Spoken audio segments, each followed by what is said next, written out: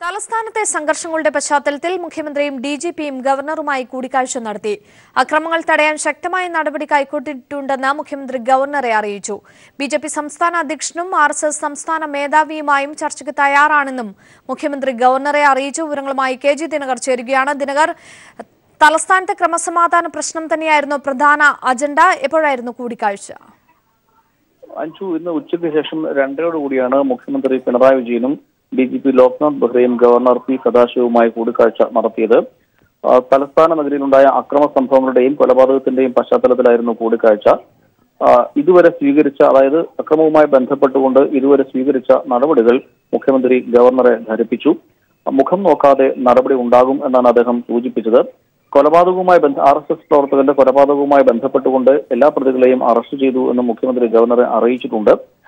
യാതൊരു കാരണവശാലും ആരും ഇതുമായി ബന്ധപ്പെട്ടുകൊണ്ട് ഒരാൾ പോലും രക്ഷപ്പെടുകയില്ല. ഏതെങ്കിലും തരത്തിൽ ഏത് രാഷ്ട്രീയ പാർട്ടിയിൽപ്പെട്ട ആളുകളായാലും അവരെ ഒക്കെ അറസ്റ്റ് ചെയ്യും എന്ന ശക്തമായ നിലപാടാണ് മുഖ്യമന്ത്രി ഇക്കാര്യത്തിൽ സ്വീകരിച്ചത്. അക്കാര്യം ഗവർണറെ അറിയിക്കുകയും ചെയ്തിട്ടുണ്ട്. അതോടൊപ്പം തന്നെ ഡിജിപിയും ഇതുമായി ബന്ധപ്പെട്ടുകൊണ്ട് കഴിഞ്ഞ ദിവസങ്ങളിൽ നടന്ന അക്രമ സംഭവങ്ങളെ കുറിച്ചൊക്കെയും ഗവർണറുമായി ചർച്ച നടത്തി, ഗവർണറോട് വിശദീകരിച്ചു. അതോടൊപ്പം ഗവർണർ CPM സംസ്ഥാന സെക്രട്ടറി കോടിയേരി ബാലകൃഷ്ണനെ ടെലിഫോണിൽ ബന്ധപ്പെട്ടുകൊണ്ട് അദ്ദേഹത്തിന്റെ വീടിന് നേർക്കുണ്ടായ ആക്രമണം സംബന്ധിച്ച് ചോദിച്ചറിഞ്ഞു. BJP സംസ്ഥാന അധ്യക്ഷൻ കുമ്മനം രാജശേഖരനുമായും ഗവർണർ BJP സംസ്ഥാന കമ്മിറ്റി ഓഫീസിൽ നേരുണ്ടായ ആക്രമണം സംബന്ധിച്ച് ചോദിച്ചറിയുകയുണ്ടായി. എന്തായാലും ശക്തമായ നടപടികൾ സ്വീകരിക്കും എന്ന് മുഖ്യമന്ത്രി ഗവർണറെ ധരിപ്പിച്ചിട്ടുണ്ട്. BJP സംസ്ഥാന അധ്യക്ഷൻ കുമ്മനം രാജശേഖരനുമായും അതോടൊപ്പം തന്നെ RSS ചീഫുമായും കൂടിക്കാഴ്ച നടത്താൻ താൻ തയ്യാറാണ് എന്നും മുഖ്യമന്ത്രി ഗവർണറെ അറിയിച്ചതായി ഗവർണറുടെ ഓഫീസിൽ നിന്നും ഇറക്കിയ വാർത്താക്കുറിപ്പിൽ വ്യക്തമാക്കുകയും ചെയ്യുന്നു. അഞ്ജു, ശരി, വ്യക്തമാണ്. മുഖ്യമന്ത്രിയും DGPയും ഗവർണറുമായി കൂടിക്കാഴ്ച നടത്തിയ വിവരങ്ങളാണ് ദിനകർ നൽകിയത്. രാജേഷിന്റെ കൊലപാതകത്തിൽ CPIMന് പങ്കില്ലെന്ന് കോടിയേരി ബാലകൃഷ്ണൻ. മുഖ്യപ്രതി മണിക്കുട്ടന് CPIയുമായി ബന്ധമില്ലെന്നും കേരളത്തിൽ അരാജകത്വം സൃഷ്ടിക്കാൻ BJP ശ്രമിക്കുന്നുവെന്നും കൃഷ്ണൻ പറഞ്ഞു. പ്രാദേശിക പ്രശ്നം സംസ്ഥാന പ്രശ്നമാക്കി മാറ്റുകയായിരുന്നുവെന്നും കൊലപാതകങ്ങളെ ഇതിനകം തന്നെ പിടികൂടിയെന്നും അദ്ദേഹം വ്യക്തമാക്കി. കഴിഞ്ഞ ദിവസം തിരുവനന്തപുരം ശ്രീകാര്യത്ത് യുവാവിനെ വെട്ടിക്കൊലപ്പെടുത്തിയ സംഭവത്തിൽ CPIMന് പങ്കില്ലെന്ന് CPIM സംസ്ഥാന സെക്രട്ടറി കോടിയേരി ബാലകൃഷ്ണൻ വ്യക്തമാക്കി. കൊല്ലപ്പെട്ട രാജേഷും പ്രതിയായ മണിക്കുട്ടനും തമ്മിൽ 2 കേസുകൾ ശ്രീകാര്യം പോലീസ് സ്റ്റേഷനിൽ മുൻപ് തന്നെ നിലനിൽക്കുന്നുണ്ടെന്നും കോടിയേരി പറഞ്ഞു. പിടിയിലായ മണിക്കുട്ടൻ കോൺഗ്രസ് പ്രവർത്തകനാണെന്നും അദ്ദേഹം വ്യക്തമാക്കി. മണികണ്ഠനാണെങ്കിൽ CPMുമായി ബന്ധമുള്ള ഒരാളല്ല. അദ്ദേഹം നേരത്തെ കോൺഗ്രസുമായി ബന്ധപ്പെട്ട് പ്രവർത്തിച്ചിരുന്ന ഒരാളാണ്. വിവിധ കേസുകളിൽ ആ സമയത്ത് കോൺഗ്രസിൻ്റെ പ്രവർത്തകൻ എന്നുള്ള നിലയിൽ തന്നെ അദ്ദേഹം പല കേസുകളിലും പ്രതിയാണ്.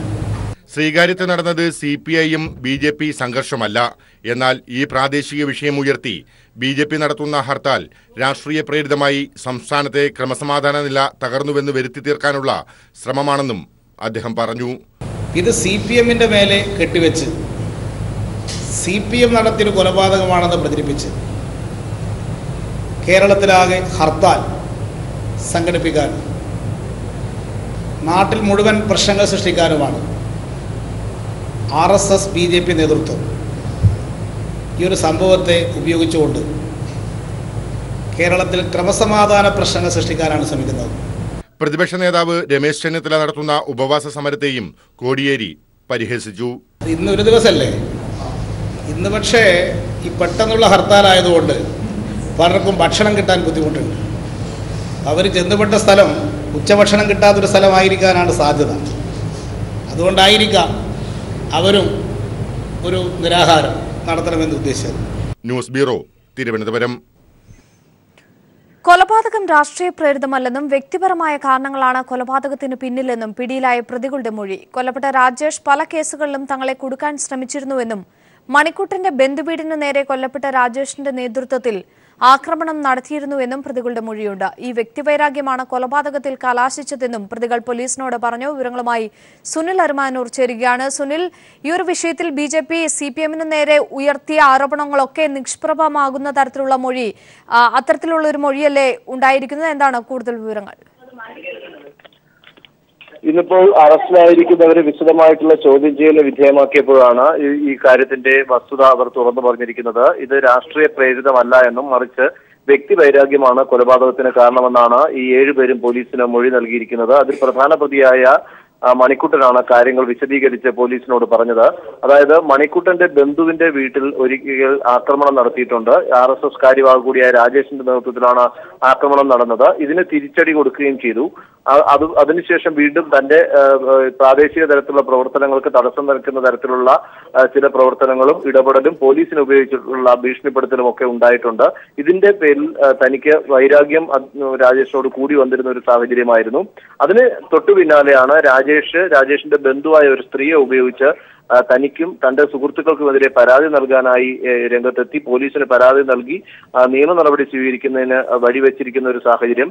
ഈ പശ്ചാത്തലത്തിലാണ് രാജേഷിനെ വകവരുത്താനായി തീരുമാനിച്ചതെന്നും അതിന്റെ അടിസ്ഥാനത്തിലാണ് ഇക്കാര്യങ്ങൾ പ്ലാൻ ചെയ്ത് നടപ്പിലാക്കിയെന്നുമാണ് ഈ 7 പേരും പറഞ്ഞിരിക്കുന്നത്. ആകെ 11 പേരാണ് ഈ പ്രവർത്തനം നടത്തിയെന്നും പറഞ്ഞു. ഇതിൽ 4 പേർ ഇനി പോലീസിനെ കണ്ടെത്താനായിട്ടുണ്ട്.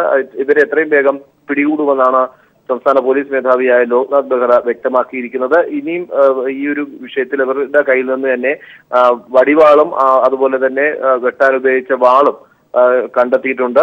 ഇതുമായി ബന്ധപ്പെട്ട് ഇവരെ സ്ഥലത്ത് കൊണ്ടുപോയി തെളിവെടുക്കുന്നതുമായി ബന്ധപ്പെട്ട കാര്യങ്ങളുണ്ട്. അതേതായാലും ഈ രാജേഷിന്റെ സംസ്കാര ചടങ്ങുകൾക്ക് ശേഷമായിരിക്കും അത്തരം കാര്യങ്ങളിലേക്ക് പോകുക. കാരണം സ്ഥലത്ത് സംഘർഷഭരിതമായിട്ടുള്ള ഒരു അന്തരീക്ഷം നിലനിൽക്കുന്നു എന്നുള്ളത് കൊണ്ട് തന്നെ അത്തരം നടപടികളിലേക്ക് പിന്നീട് പോവുകയുള്ളൂ. രാജേഷിന്റെ മൃതദേഹം ഇപ്പോൾ ശ്രീകാര്യത്തെ വീട്ടിലെത്തിച്ചിട്ടുണ്ട്. തിരുവനന്തപുരത്ത് തൈക്കാട് ശാന്തി കവാടത്തിലാണ് സംസ്കാര ചടങ്ങുകൾ നടക്കുന്നത്. BJP നേതാക്കളെല്ലാം തന്നെ രാജേഷിന്റെ മൃതദേഹത്തെ അനുഗമിച്ചുകൊണ്ട് ഇപ്പോൾ ശ്രീകാര്യത്തെ വസതിയിൽ ഉണ്ട്. ഈ ഒരു സാഹചര്യം, അതായത് സംഘർഷഭരിതമായിട്ടുള്ള സാഹചര്യം കണക്കിലെടുത്തുകൊണ്ട് തന്നെ തലസ്ഥാനത്ത് ഓഗസ്റ്റ് മാസം 2-ാം തീയതി വരെ നിരോധനാജ്ഞ പ്രഖ്യാപിച്ചിട്ടുണ്ട്. പോലീസാണ് ആക്ട് പ്രകാരമാണ് നിരോധനാജ്ഞ പ്രഖ്യാപിച്ചിട്ടുള്ളത്. പൊതുസമ്മേളനവും അത് പൊതുവായിട്ടുള്ള പ്രകടനങ്ങൾ നടത്തുന്നതിനാണ് ഈ നിരോധനം വരുന്നത്. അതുപോലെ തന്നെ BJP ഹർത്താൽ കൂടി പുരോഗമിക്കുകയാണ്. അതിന്റെ അവസാന മണിക്കൂറുകൾ കൂടിയാണ്. ഇതിനോടകം തന്നെ നിരവധി അക്രമ സംഭവങ്ങളല്ലേ റിപ്പോർട്ട് ചെയ്യപ്പെട്ടിട്ടുള്ളത്. BJP സംസ്ഥാനത്ത് ഈ ഒരു വിഷയം ചൂണ്ടിക്കാട്ടിയാണ് രാവിലെ മുതൽ തന്നെ ഹർത്താൽ ആരംഭിച്ചത്. ഹർത്താൽ അവസാനിക്കാൻ 2 മണിക്കൂർ തന്നെ പിന്നിടുമ്പോൾ ഇന്ന് വ്യാപകമായി അക്രമം നടത്താനാണ് ഈ ഹർത്താലിലൂടെ BJP പ്രവർത്തകർ ശ്രമിച്ചത് എന്നുള്ളതാണ് നമുക്ക് മനസ്സിലാക്കാൻ സാധിക്കുന്നത്. പല സ്ഥലത്തും സ്വകാര്യ വാഹനങ്ങൾക്ക് നേരെ കല്ലേറുണ്ടായി. അതിനുപരി ആളുകളെ തന്നെ ഭീഷണിപ്പെടുത്തുന്ന തരത്തിലേക്കും CPM-ന്റെ പാർട്ടി ഓഫീസുകൾ വ്യാപകമായി അടിച്ചു പൊട്ടിക്കുകയും അതുപോലെ തന്നെ തകർക്കുകയും പ്രവർത്തകർക്ക് നേരെ കയ്യേറ്റ ശ്രമം ഉണ്ടാകുന്ന തരത്തിലുള്ള നടപടികളുമായിട്ടാണ് BJP RSS പ്രവർത്തകർ പോയിട്ടുള്ളത്. പല സ്ഥലങ്ങളിലും വാഹനങ്ങൾ തകർക്കാൻ ശ്രമിക്കുന്ന ദൃശ്യങ്ങൾ പകർത്താൻ ശ്രമിച്ച മാധ്യമ പ്രവർത്തകർക്ക് നേരെയും അക്രമം അഴിച്ചുവിടുന്ന ഒരു കാഴ്ചയായിരുന്നു ഉണ്ടായിരുന്നത്. പത്തനാപുരം, കൊല്ലം, കോട്ടയം തുടങ്ങിയ പ്രദേശങ്ങളിലൊക്കെ വലിയ രീതിയിൽ തന്നെ സംഘർഷഭരിതമായ അന്തരീക്ഷം ഉണ്ടാക്കിക്കൊണ്ട് വാഹനങ്ങൾക്ക് നേരെ കല്ലേറ് നടത്തുന്ന ഒരു കാഴ്ചയാണ് BJP-യുടെ ഈ ഹർത്താലിലൂടെ കാണാൻ സാധിച്ചത്. ശരി, വ്യക്തമാണ്. സുനിലാണ് വിവരങ്ങൾ നൽകിയത്. ശ്രീകാര്യത്ത് BJP പ്രവർത്തകൻ കൊല്ലപ്പെട്ട സംഭവത്തിൽ മുഖ്യപ്രതിയടക്കം കസ്റ്റഡിയിലായതായി DGP ലോക്നാഥ് ബെഹ്റ പറഞ്ഞു. മറ്റുള്ളവർക്കായുള്ള അന്വേഷണം ഊർജിതമാക്കിയിട്ടുണ്ട്. ഗുണ്ടാ സ്ക്വാഡ് പുനരുജ്ജീവിപ്പിക്കുമെന്നും DGP തിരുവനന്തപുരത്ത് പറഞ്ഞു. എന്റെ അറിയപ്രകാരം ഒരു പ്രതി ബാക്കിയുണ്ടോ, ബാക്കി ആൾക്കാർ കിട്ടിയോ, പക്ഷേ അത് investigation will tell us how many were really involved.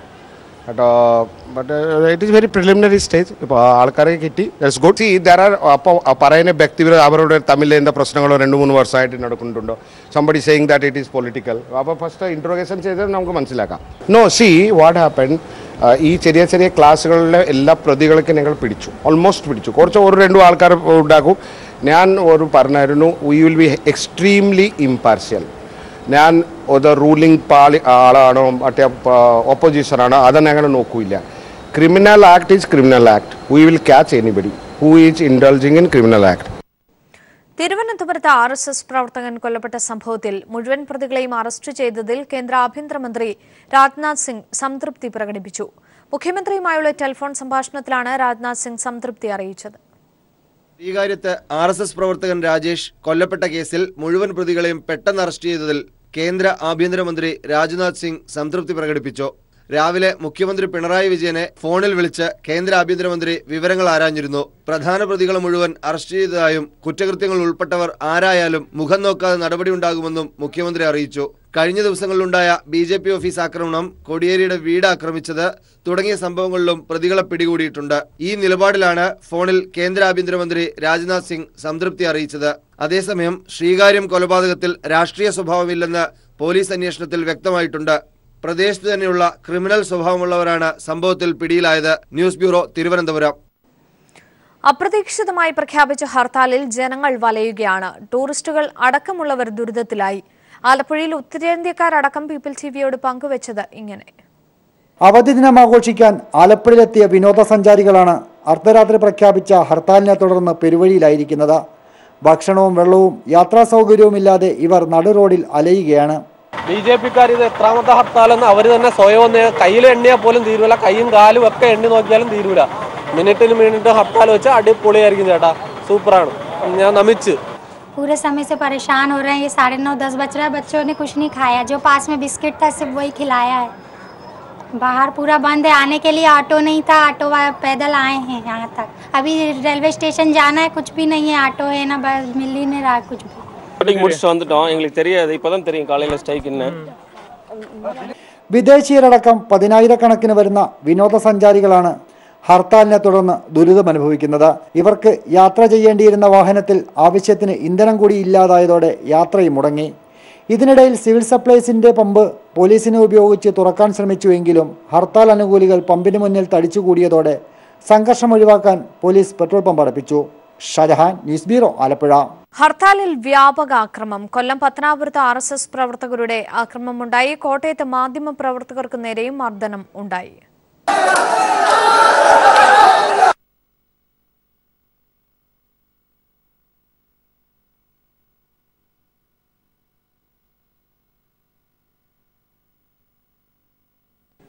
അർദ്ധരാത്രിയിൽ ഹർത്താൽ പ്രഖ്യാപിച്ചത് ജനങ്ങളോടുള്ള വെല്ലുവിളിയാണെന്ന് കാനം രാജേന്ദ്രൻ. BJP കേരള ജനതയെ ശത്രുക്കളായാണ് കാണുന്നതെന്നും കാനം പറഞ്ഞു.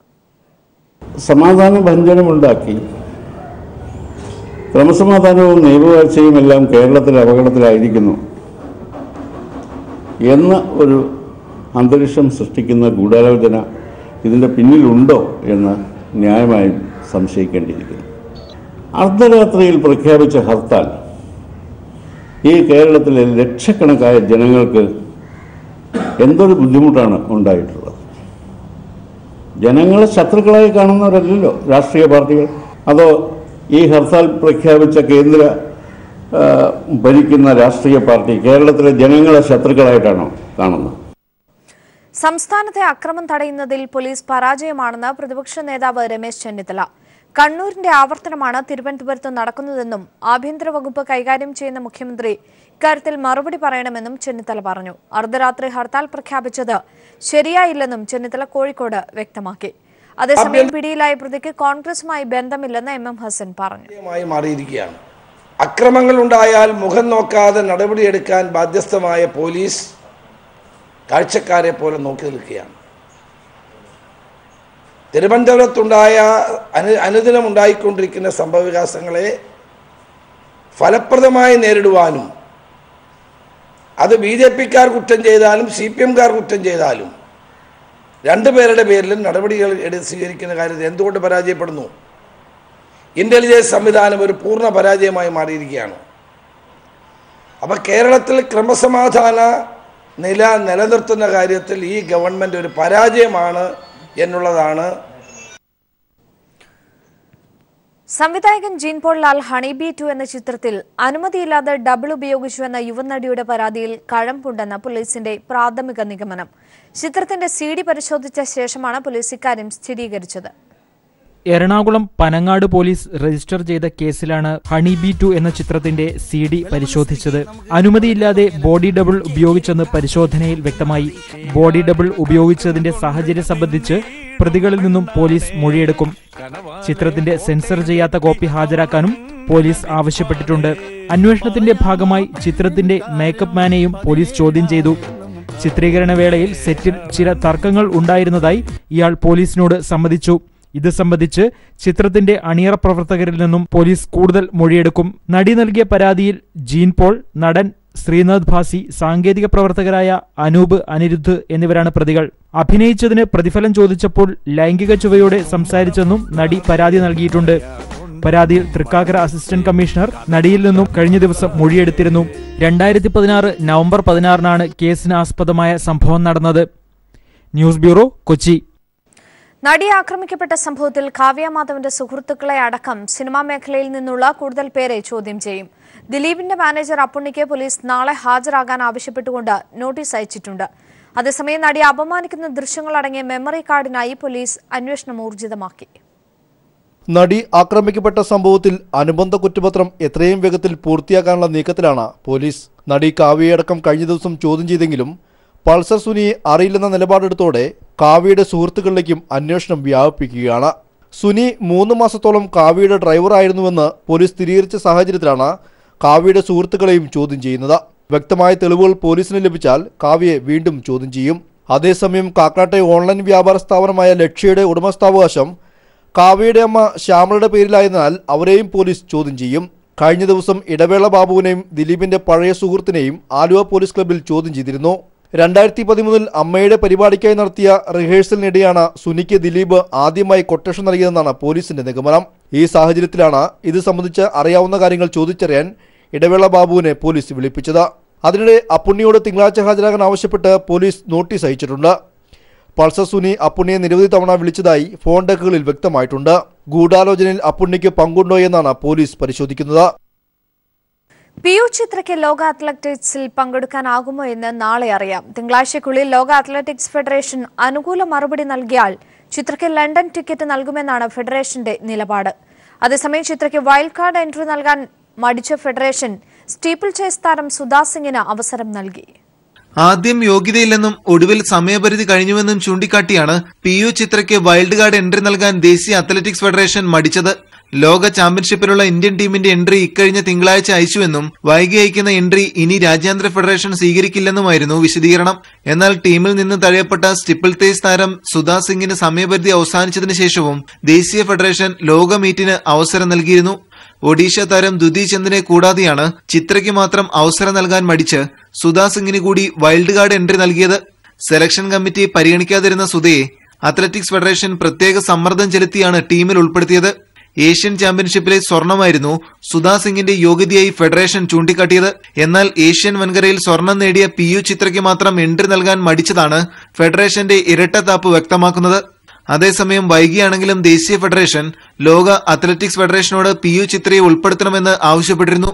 ഔദ്യോഗിക മെയിലിന് ഇതുവരെ മറുപടി ലഭിച്ചിട്ടില്ലെന്നും തിങ്കളാഴ്ച ഉച്ചയ്ക്ക് മുമ്പ് മറുപടി ലഭിച്ചാൽ ലണ്ടൻ ടിക്കറ്റ് ചിത്രയ്ക്ക് നൽകുമെന്നുമാണ് ഫെഡറേഷന്റെ ഇപ്പോഴത്തെ നിലപാട്. ഓഗസ്റ്റ് 4-നാണ് PU ചിത്രയുടെ 1500 മീറ്റർ മത്സരം. News bureau, Delhi. മുൻ DGP TP സെൻകുമാറിനെതിരെ വീണ്ടും വിജിലൻസിൽ പരാതി. TP സെൻകുമാർ വ്യാജരേഖ ചമച്ച് സർക്കാരിൽ നിന്ന് സാമ്പത്തിക നേട്ടമുണ്ടാക്കാൻ ശ്രമിച്ചുവെന്നാണ് പരാതി. പരാതിയിൽ മേൽ വിജിലൻസ് പ്രാഥമിക അന്വേഷണം ആരംഭിച്ചു. കൊച്ചിയിൽ ആക്രമിക്കപ്പെട്ട നടിയെക്കുറിച്ച് മോശം പരാമർശം നടത്തിയതിലും മതസ്പർദ്ധ വളർത്തും വിധം പ്രസംഗിച്ചതിലും നിലവിൽ വിജിലൻസ് അന്വേഷണം നേരിടുകയാണ് TP സെൻകുമാർ. ഒന്നിനു പുറകെ ഒന്നായി മുൻ പോലീസ് മേധാവി TP സെൻകുമാർ നിയമക്കുരുക്കുകളിൽ അകപ്പെടുകയാണ്. വ്യാജരേഖ ചമച്ച് സർക്കാരിൽ നിന്ന് ശമ്പളം കൈപ്പറ്റിയെന്ന പുതിയ പരാതിയിൽ ഇപ്പോൾ സെൻകുമാറിനെതിരെ വിജിലൻസ് അന്വേഷണം ആരംഭിച്ചിരിക്കുന്നു. DGP സ്ഥാനത്ത് നിന്ന് മാറ്റി നിർത്തപ്പെട്ട സാഹചര്യത്തിൽ അന്ന് Kerala police housing and construction corporation MD ആയി നിയമനം ലഭിച്ചിട്ടും സെൻകുമാർ ജോലിയിൽ പ്രവേശിച്ചിരുന്നില്ല. സർക്കാരിനെതിരെ സുപ്രീംകോടതിയിൽ കേസ് നടത്തിപ്പുമായി ബന്ധപ്പെട്ട 8 മാസം വരെ TP സെൻകുമാർ അവധിയിലായിരുന്നു. എന്നാൽ 8 മാസം വരെ മെഡിക്കൽ അവധിയിലായിരുന്നുവെന്ന നിലയിൽ വ്യാജരേഖയുണ്ടാക്കി സർക്കാരിൽ നിന്ന് 8 ലക്ഷം രൂപ അനധികൃതമായി നേടിയെടുക്കാൻ ശ്രമിച്ചെന്നാണ് വിജിലൻസിന് ലഭിച്ച പരാതി. തിരുവനന്തപുരം കോർപ്പറേഷൻ മുൻ കൗൺസിലർ AJ സുക്കാറിനെയാണ് വിഷയം ചൂണ്ടിക്കാട്ടി വിജിലൻസിന് പരാതി നൽകിയത്. ഇടതു സർക്കാർ അധികാരത്തിലെത്തി DGP സ്ഥാനത്ത് നിന്ന് സെൻകുമാറിനെ മാറ്റിയ ശേഷം ജൂൺ മാസത്തിൽ സെൻകുമാർ ചീഫ് സെക്രട്ടറിക്ക് നൽകിയ അപേക്ഷയിൽ വ്യക്തിപരമായ കാരണങ്ങൾക്ക് പകുതി ശമ്പളത്തിൽ അവധി അനുവദിക്കണമെന്നതായിരുന്നു. അതേസമയം അവധി കഴിഞ്ഞ് തിരികെ എത്തിയപ്പോൾ ചികിത്സയിലായിരുന്നു താനെന്നാണ് സെൻകുമാർ രേഖകൾ ഹാജരാക്കിയത്. എന്നാൽ ഇത് വ്യാജരേഖയാണെന്നാണ് പരാതിക്കാരൻ ചൂണ്ടിക്കാട്ടിയിട്ടുള്ളത്. ഇത്തരത്തിൽ വ്യാജരേഖ ഉണ്ടാക്കി സർക്കാരിൽ നിന്ന് സാമ്പത്തിക നേട്ടമുണ്ടാക്കിയ സെൻകുമാറിനെതിരെ കേസെടുത്ത് അന്വേഷണം നടത്തണമെന്ന് പരാതിയിൽ ആവശ്യപ്പെടുന്നു. പരാതിയിന്മേൽ വിജിലൻസ് പ്രാഥമിക അന്വേഷണം ആരംഭിച്ചിട്ടുണ്ട്. വിജിലൻസ് DYSP ബിജിമോനാണ് അന്വേഷണ ചുമതല. കൊച്ചിയിൽ ആക്രമിക്കപ്പെട്ട നടിയെക്കുറിച്ച് മോശം പരാമർശം നടത്തിയതിലും മതസ്പർദ്ധ വളർത്തും വിധം പ്രസംഗിച്ചതിലും നിലവിൽ 2 വിജിലൻസ് അന്വേഷണം നേരിടുകയാണ് TP Senkumar. Sunil Arimanur, news bureau, Thiruvananthapuram. വാർത്ത വിരൽത്തുമ്പിലെത്തിക്കാൻ പുതിയ വാർത്താ ആപ്ലിക്കേഷനുമായി കൈരളി ന്യൂസ് ഓൺലൈൻ രംഗത്ത്. മലയാളികളുടെ മാറുന്ന അഭിരുചികൾ കണക്കിലെടുത്ത് കെട്ടിലും മട്ടിലും നൂതന ഭാവത്തോടെയാണ് ആപ്ലിക്കേഷൻ പുറത്തിറക്കിയത്. 17ാം വർഷത്തിലേക്ക് കടക്കുന്ന കൈരളിയുടെ പുതിയ സംരംഭമായ ആപ്ലിക്കേഷന്റെ ഔദ്യോഗിക ഉദ്ഘാടനം CPIM സംസ്ഥാന സെക്രട്ടറി കോടിയേരി ബാലകൃഷ്ണൻ നിർവഹിച്ചു. കൈരളി കുടുംബത്തിൽ നിന്ന് ഒരു വാർത്താ ആപ്ലിക്കേഷൻ. മലയാളികളുടെ വാർത്താ ശ്രേണിയിലേക്ക് കൈരളി കുടുംബത്തിന്റെ നൂതന സംരംഭമായ കൈരളി ന്യൂസ് ഓൺലൈൻ്റെ ആപ്ലിക്കേഷൻ കൂടി എത്തുന്നതോടെ വാർത്തകൾ ഇനി ഓരോ മലയാളിക്കും തൊട്ടറിയാം. മാറുന്ന കാലത്തിന്റെ അതിവേഗം മാറുന്ന പ്രസരണ രീതിയിലേക്ക് കൈരളി കൂടി ചുവടുവെക്കുന്നതോടെ മലയാള മാധ്യമലോകത്തെ മത്സരം തീപാറുമെന്നത് ഉറപ്പാണ്. കൈരളി ഓൺലൈൻ ന്യൂസ് വിഭാഗത്തിന്റെ പുതിയ ആപ്ലിക്കേഷൻ CPIM സംസ്ഥാന സെക്രട്ടറി കോടിയേരി ബാലകൃഷ്ണൻ നാടിന് സമർപ്പിച്ചു. ആൻഡ്രോയിഡ്, iOS പ്ലാറ്റ്ഫോമുകളിൽ പ്രവർത്തിക്കുന്ന ആപ്ലിക്കേഷൻ പ്ലേ സ്റ്റോറിൽ നിന്നും ഡൗൺലോഡ് ചെയ്തെടുക്കാം. ഉദ്ഘാടനത്തിന് തൊട്ടു പിന്നാലെ ലോകമെമ്പാടുമുള്ള 5000-ഓളം ആളുകൾ കൈരളി വാർത്തയുടെ ഉള്ളടക്കമുള്ള ആപ്ലിക്കേഷൻ ഫോണിലേക്ക് ഡൗൺലോഡ് ചെയ്തത് വരാനിരിക്കുന്ന ഹിറ്റിന്റെ സൂചനയായി മാറി. കോർപ്പറേറ്റുകൾ ചേർന്നു നിയന്ത്രിക്കുന്ന മാധ്യമലോകത്ത് കൈരളി വ്യതിരിക്തതയോടെ നിലനിൽക്കേണ്ടതുണ്ടെന്നും അതിന് ഈ നൂതന സംവിധാനം ഉപകാരപ്പെടുമെന്നും ഉദ്ഘാടന പ്രസംഗത്തിൽ കോടിയേരി ബാലകൃഷ്ണൻ ഓർമ്മപ്പെടുത്തി.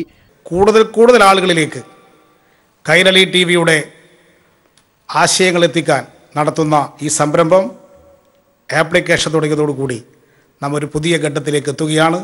വർത്തമാനകാലത്തിന്റെ എല്ലാ വാർത്താ ഉള്ളടക്കവും ഒത്തുചേരുന്നതാവും കൈരളി ന്യൂസ് ഓൺലൈൻ എന്ന് ചെയർമാൻ മമ്മൂട്ടി സാക്ഷ്യപ്പെടുത്തി. ലോകത്തിൻ്റെ വർത്തമാനകാലത്തെക്കുറിച്ചുള്ള ബോധം നമുക്ക് കൂടുതലുണ്ടാക്കാനും അതിനെക്കുറിച്ച് ആലോചിക്കുവാനും ചിന്തിക്കുവാനും പ്രവർത്തിക്കാനുമുള്ള ഒരു പ്രചോദനം കൂടെ ഈ ആപ്പിന് ഉപകരിക്കും എന്ന് ഞാൻ ആഗ്രഹിക്കുകയാണ്, ഞാൻ പ്രതീക്ഷിക്കുകയാണ്. മലയാളികൾ വാർത്തയറിയുന്ന രീതിയിൽ വന്ന മാറ്റത്തിനനുസൃതമായി കൈരളിയും ഒപ്പം ചുവടുവെക്കുകയാണെന്ന് മാനേജിംഗ് ഡയറക്ടർ ജോൺ ബ്രിട്ടാസ് പറഞ്ഞു. ഇന്ന് നടക്കുന്നത് മൾട്ടി കാസ്റ്റാണ്. നമ്മൾ ഉണ്ടാക്കുന്ന ഒരു പ്രോഡക്റ്റ്, ഒരു ഉൽപ്പന്നം അല്ലെങ്കിൽ സൃഷ്ടി, ഉള്ളടക്കം, അത് നമ്മൾ വിചാരിക്കാത്ത 100 കണക്കിന് പ്രതലങ്ങളിലാണ് അത് തത്തിക്കളിക്കുന്നത്. കൈരളി ന്യൂസ് ടവറിൽ നടന്ന ലളിതമായ ചടങ്ങിൽ മലയാളം കമ്മ്യൂണിക്കേഷൻസിന്റെ ഡയറക്ടർ ബോർഡ് അംഗങ്ങളായ A. Vijayaraghavan, TR Ajayan, advocate MM Monayi, VK Muhammad Ashraf, advocate CK Karunakaran, AK Moosa master എന്നിവർ ആശംസകൾ നേർന്നു. Kairali TV senior technical and finance director M. Venkitaraman നന്ദി രേഖപ്പെടുത്തി. നിലവിൽ 4 ചാനലുകളുടെ നിയന്ത്രണാവകാശമുള്ള മലയാളം കമ്മ്യൂണിക്കേഷന്റെ 5ാം ഇന്ദ്രിയമായി മാറാൻ ഒരുങ്ങുകയാണ് പുതിയ ആപ്ലിക്കേഷൻ. S. ജീവൻകുമാർ, തിരുവനന്തപുരം.